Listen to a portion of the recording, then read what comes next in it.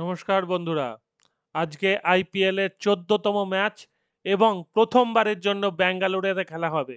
ব্যাঙ্গালোরে খেলা হচ্ছে royal Challengers Bangalore versus Gujarat Titans. আমরা যদি দেখি একবার টেবিলটা, আরসিবি 1 নম্বরে আছে এবং নেট রান রেট 2.266, প্রচণ্ড ভালো। পিবিকেএস যথেষ্ট ভালোভাবে কাল জিতেছে এবং নেট রান রেট ভালোর দিকে নিয়ে চলে গেছে। ডিসি এখনো পর্যন্ত একটা ম্যাচও হারেনি, আর গুজরাট একটা জিতেছে একটা হেরেছে। আজকে প্রথমে দেখে মনে হচ্ছে কিন্তু আরসিবির দিকে পাল্লা ভারী, ঠিক আছে। তবে ম্যাচে রান হওয়া উচিত অনেক বেশি। Teams haven't experienced much dew over the past 2 days. As far as the surface goes, Mo Bobat, RCB's director, expects it to be typical Bangalore pitch, full of runs. For what it's worth, 200 was not breached even once in 7 knockout games of Syed Mustaq Ali T20 here in December. Ditto with 7 WPL games where spinners were able to extract some bite of the surface. তাহলে আমরা সৈয়দ মুস্তাক আলী এবং WPL থেকে দেখে নিয়েছি যে 200 একবারও কিন্তু কেউ করতে পারেনি, সেটা আলাদা টুর্নামেন্ট ছিল। এটা কিন্তু আইপিএল, ডাব্লিউপিএল এর চেয়েও অনেক বড় মাপের খেলা হয় এখানে এবং অনেক বড় প্লেয়াররা খেলে। আজকে 190 হয়ে যাবে বলে মনে হচ্ছে, 200 যদি নাও হয় মনে হচ্ছে আজকে 180+, এবং 200 হওয়ার একটা সম্ভাবনা রয়েছে বা 200-র আশেপাশে রান হবে, ঠিক আছে।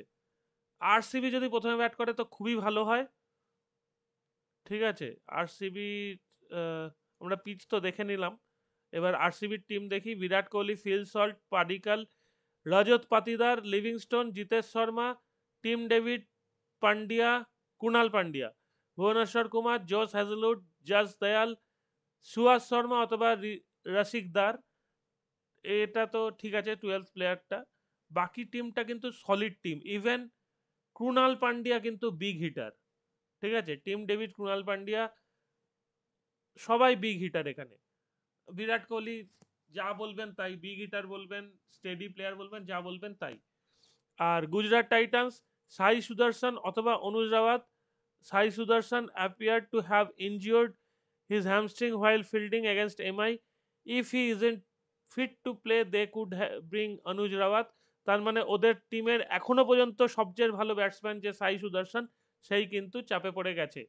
সে না খেললে টিমটা একটু নড়বড় করবে, শুভমান গিলের উপর চাপ বাড়বে, জোস বাটলারের উপর চাপ বাড়বে। রাদারফোর্ড ঠিকঠাক, শাহরুখ খান ঠিকঠাক, রাহুল তেওটিয়া এখনো এই বছরে সেরাম কিছু করেনি, রশিদ খান মাঝারি মাপের বোলিং পারফরমেন্স, মারকাটারি পারফরমেন্স এখনো নেই রাবাদার থেকেও। সাই কিশোর বরঞ্চ অনেক ভালো পারফর্ম করেছে, প্রথম ম্যাচেই 4টে উইকেট নিয়েছিল।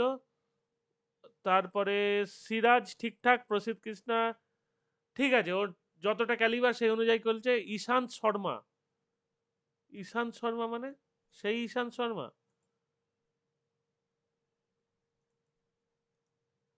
দেখি তার বয়স কিরাম।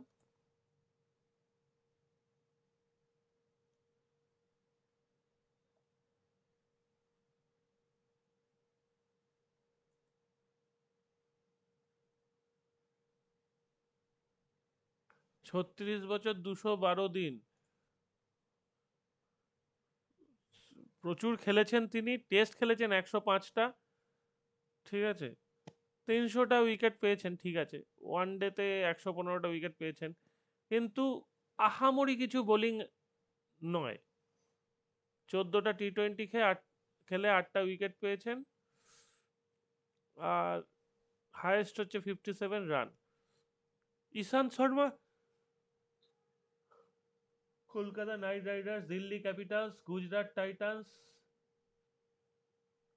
সানরাইজার্স হায়দ্রাবাদ, কিংস ইলেভেন সব দলের হয়েই খেলা হয়ে গেছে। ডেকান চার্জার্সের তিনি প্রথম খেলেছিলেন। ঠিক আছে, আন্ডার 19 থেকে তিনি খেলছেন এবং রাইজিং পুনে সুপার জায়ান্টসেও খেলেছেন। তাহলে 1, 2, 3, 4, 5, 6, 7, 7খানা টিমের হয়ে তিনি খেলেছেন এই আইপিএল এর। 7খানার মধ্যে 2খানা টিম আজকে আর পার্টিসিপেট করে না, তার মধ্যে Deccan chargers are rising Pune super giants, সেই টিম দুটো আর নেই। যাই হোক, ঠিক আছে। আহ, মোটামুটি আমার যা প্রেডিকশন তাতে রান হবে 200-র কাছাকাছি, আর ব্যাঙ্গালোরের দিকে পাল্লা ভারী। ব্যাঙ্গালোর হয়তো আজকের ম্যাচটা জিতে যেতে পারে। ঠিক আছে, এটাই হলো প্রেডিকশন। শেষ পর্যন্ত দেখা যাক কি হয়।